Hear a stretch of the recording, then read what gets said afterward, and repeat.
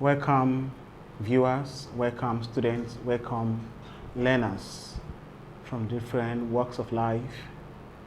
This video is produced to enlighten you, to expose to you, to show you some methods or how you can approach your preparation for examinations in economics. All right, so whether it be Waec, JAM, or any other exams that involve economics, you must be able to do some certain preparation towards it. And in so doing, you must take note of some important aspect of it, which has to do with your ability to know some topics that are regular in that particular examination body. In this case, specifically Waec. All right, so we're going to look into some regular topics, in fact, report topics that Waec always consider as important in setting their questions to really test how much you have been informed or you have been taught in economics over the years since you started learning economics from SS1 till now, or even before then. So we're going to examine some of those topics and give you a little bit of what you should know about them, so that in your own spare time you can go in there and read much of them, practice past questions, and get yourself ready for it. So economics examination focuses on specific topics significantly enhance your chance of success. Here are the most expected topics you should concentrate while studying for your exams. In no particular order, you should take note of this, even though they come in a way that is a little bit more organized. Now, for you to start your preparation in economics exams, even from SS1, as a Waec potential candidate, you should be able to understand the definitions and scope of economics. The definition and scope of economics. Economics is a study of how individuals, household firms, industries, and governments make decisions regarding the allocation of what limited resources to achieve maximum gains or satisfaction. All right, so that activity alone, all right, tells you what economics is all about. It is specifically to allocate scarce resources to unlimited human wants. All right, that activity is what it does. It encompasses both theoretical and practical aspects of economic problems. So go ahead to try and study the definition and the scope of economics under the definition like I've given you here, and theoretical and practical aspect of economic problems. Help yourself with that. Then you talk about factors of production, the second one, but I say no particular order. You talk about factors of production. These are the inputs needed for producing goods and services. All right, these are the inputs you need to produce what? Goods and services. At least they have land, labor, capital, entrepreneur. Land is natural resources, agricultural land, and real estates, as the case may be. Anything that has its source from the ground is actually land. It could be water bodies, all right? It could be swamps, all right? All these things put together represents land, okay? Then you have labor. This is human effort and skills that is employed in producing goods and services. Okay, so whichever one, just make sure that you understand when you're talking about human effort or labor in general. You have capital, which is physical and financial assets used in production. Capital, which is what? Physical and financial assets used in producing goods and services. That is capital, all right? So they have their reward as well. You have entrepreneurship, which is an innovative and innovation and risk-taking exercise done by also human capital. So these are the things, the four factors of production explained or highlighted here. Now, the next one you should consider again is what the next topic is: types and basic features for economic systems. Types and basic features of economic systems. These topics are also considered important in Waec set of questions, so that you get acquainted and be prepared enough to hit Waec from below the bells, all right? So you make that available for yourself, you get yourself prepared, and you are proud to enter examination hall. And now, this one says, a traditional economy based on established trends, just like minimum division of labor, minimal distribution of labor, and often found in rural settings. Right? How people get established themselves into different specification of job they do, and how they get efficient in them, and for various reasons they do that. Then you get to know the command economy. All right, command economy. Of course, that first one is not very popular, but you know, have command economy, which is also known as what, socialist economy. All right, or centralized controlled economy, command. All right, so there are different names you can call it. You can call it command economy, planned economy, controlled economy, socialist economy. These are the different names you can use to refer to the command economy. Okay, yeah, these are usually centralized authorities, usually the government, who controls significant economic decisions. Right here, the government is involved. All right, so that's one type of economic system that we have. The second one I will use here is what, economics or mixed economy, which has to do with the combination of elements of market and command economy. And so what is market economy? This is a decision. Market economy is a decisions made by buyers and sellers in a free marketplace, all right, where the ownership of productive factors are mostly by what, private individuals or the public, all right. The other one, whereby the government is involved, which is called command economy, is where the productive factors are actually owned more by what, the government. So if you put them together, you have what is called mixed economy. So where you have the combined elements of market and command economy, put it together, is called mixed economy. Now the other one you have here is what, basic tools of economic analysis. Okay, basic tools of economic analysis. What are they? Variable or economic variables, which has to do with quantities like demand, supply, prices, and production costs that changes based on determinants or economic activities. All right, these are what, basic tools of economic analysis. All right, that's one. They have the slope, which is what, it measures how one variable changes due to the change in another variable, which talks about the curves. All right, the curves are the direction of change. So it measures how one variable changes due to change in another variable, talking about the curves. Okay, this one, it explains like price, how price affects demand, and then how also price affects supply. So when price changes, how does demand react? In what manner does it react? You check it as well. When price doesn't change, how does it react? Then number 2 there, it says linear and non-linear functions. That is mathematical tools in analyzing economic relationship between variables. So these are also other areas you must get yourself acquainted with. That is the calculation part of what, basic tools of economic analysis. You can talk about mean, median, mode, all right, which is measure of central tendencies. Talk about measures of dispersion.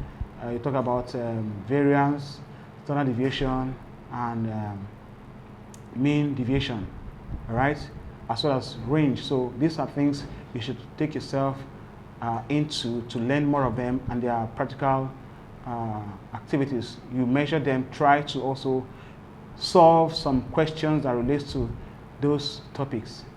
The regular activities you get yourself into in doing this will help you to be more acquainted with questions that comes to it and how they are handled. Practice regularly, you become more acquainted to these topics. Then you have demand and supply. Then I'm talking about the 5th one now. You have demand and what? Supply.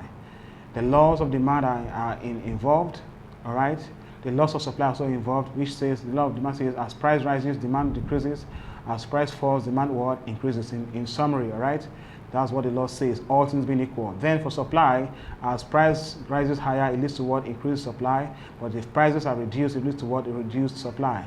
So that's all things being equal still. So having known this as a highlight, you should be able to prepare yourself along this environment of knowledge.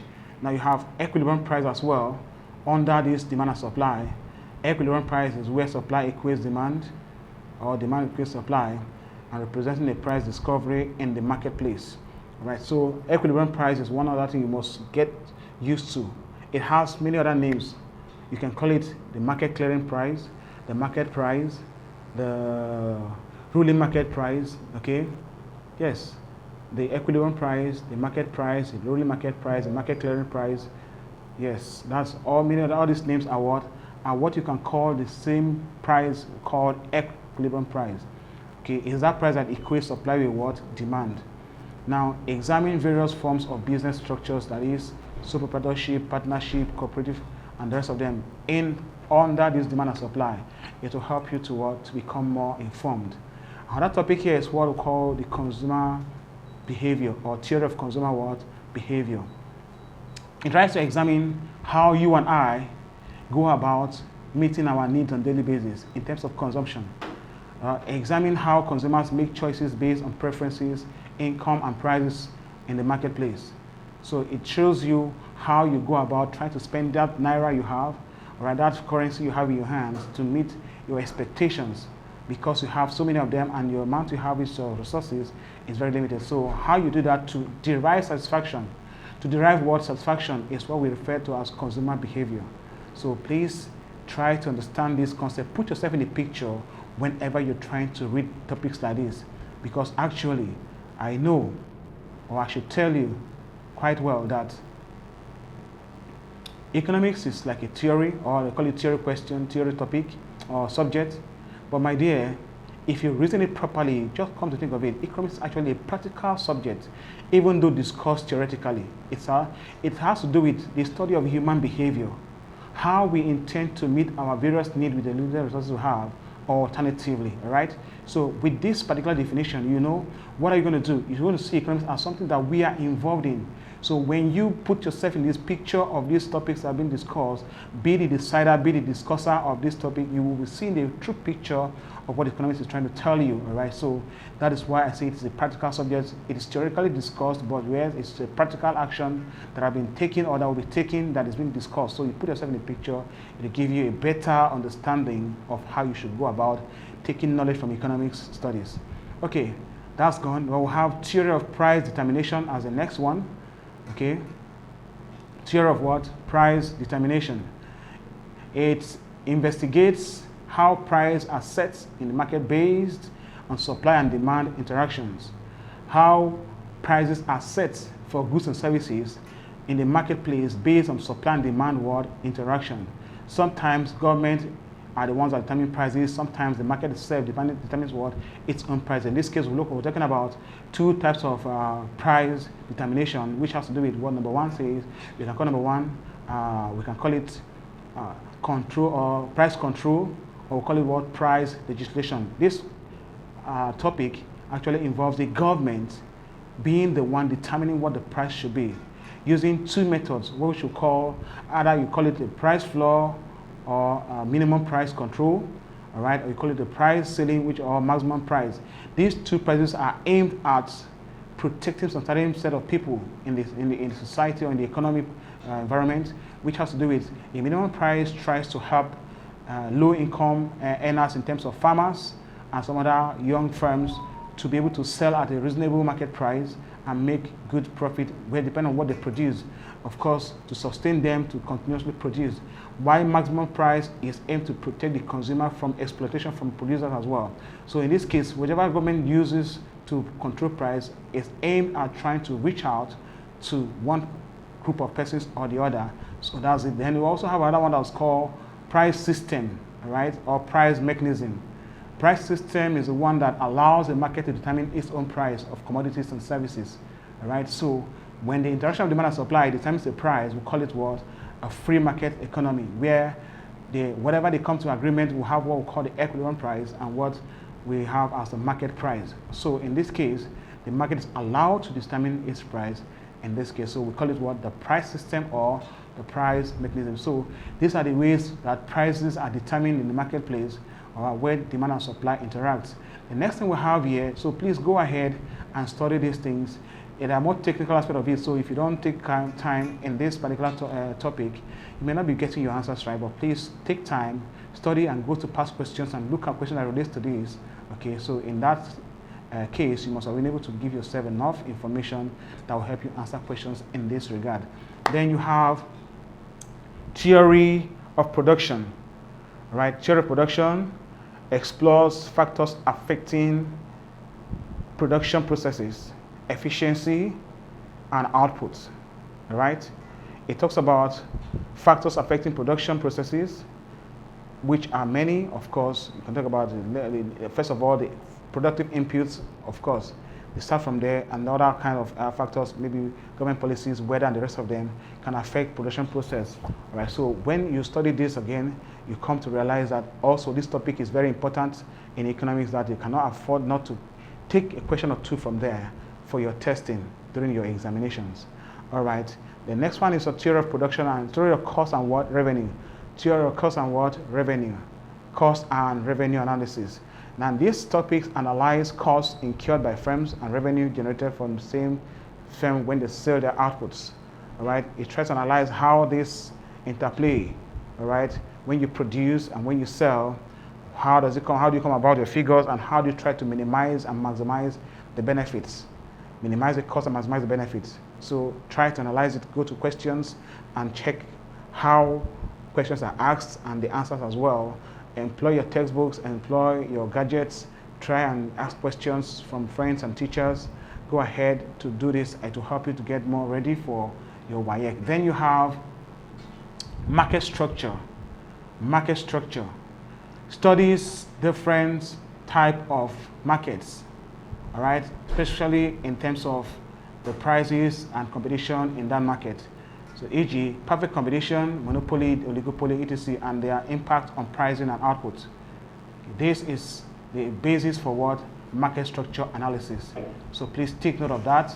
Go ahead to study questions on this particular topic. It will help you to get ready for Waec as well. Then you have business organizations. All right, business organizations. This has to do with sole proprietorship, partnership, cooperative societies, limited liability companies, franchises, and etc. All right, multinationals. Or study them, corporation, public corporation. All right. So please take time, look at them. They have one common characteristics. Okay, of course they have their meaning, their features, advantages and disadvantages. Okay, and the role they play in the economy. So take notes of those things, study them, and find out how questions are asked on them, and get used to them. Another topic we have here is all called distributive trade. Distributive word trade. This focuses on distribution of channels or distribution channels. All right, that is a retail channel, a wholesale channel, as well as the agents and so on. So please take note of this. It's not a difficult topic, of course. You just have to learn it and be able to come used to it. We have about 6 or thereabout channels of distribution. So help yourself to study more. The next topic we are going to talk about here is about distributive trade. This focuses on the distribution channels, retail, wholesale, agents, and so on. All right, they are middlemen in distributing products from manufacturers toward final consumers. They are involved at one point or the other in moving goods from production toward consumption points. So try to understand them. We have about 6 channels put together. If you study it properly, you have almost 6 channels that you have. We have the traditional one, which is from producer to wholesaler to retailer, then to what? To the consumer. That's the traditional channel. The rest other ones come in between. So we also have the next topic here, which is population and labor market.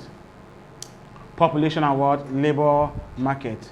This topic investigates population dynamics and labor force participation in production as well as in consumption.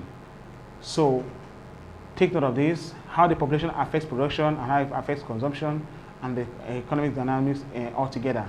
So try to study it and have a good hold on the topic as well. The next one we're looking at here is agriculture. Agriculture is one again that's always come out. Study farming, crop production, and agricultural policies. That will help you get ready for the Waec you want to write.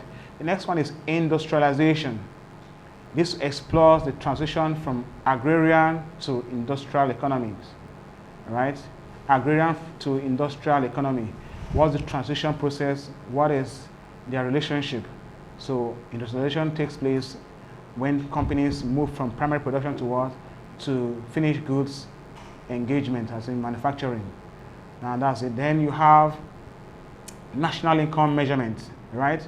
This measures a country's total income and what output over time. All right, so the next topic we have here talks about money and inflation. This topic analyzes the role of money in an economy situation, how inflation also takes part, and then monetary policy that follows it. So you see how the relationship exists: money, inflation, monetary policies, deflation as well as supply and demand for money. So please study it and find out more of these subtopics. We talk about money value, talk about quantity theory of money, and so on. So please study in-depthly on money and inflation as well as monetary policies of the government. This will help you to get acquainted with what you should know towards your exams. Then you have financial institutions as well, which has to do with the studies of banks, stock markets, and financial intermediaries. These things, or this aspect of the topics, helps you to know much about what the stock market, the capital market, the primary market as well. All right, so take note of them and get used to topics and questions in that area. Then again, you have public finance, another one. This deals with government revenue, expenditure, and then fiscal policy. This is what? Government revenue collection, all right? Expenditure of the government as well, and then fiscal policy. That is public finance in its summary.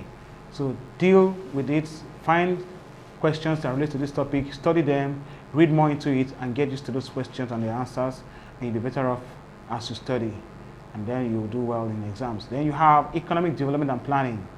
Another one it focuses on, this one is about strategies for improving living standards and economic growth. So if you take note of this, you will also be planning very well to succeed in your exam. So try your best to read on this topic as well and get questions on them and solve them. Also have international trade and balance of payments, right?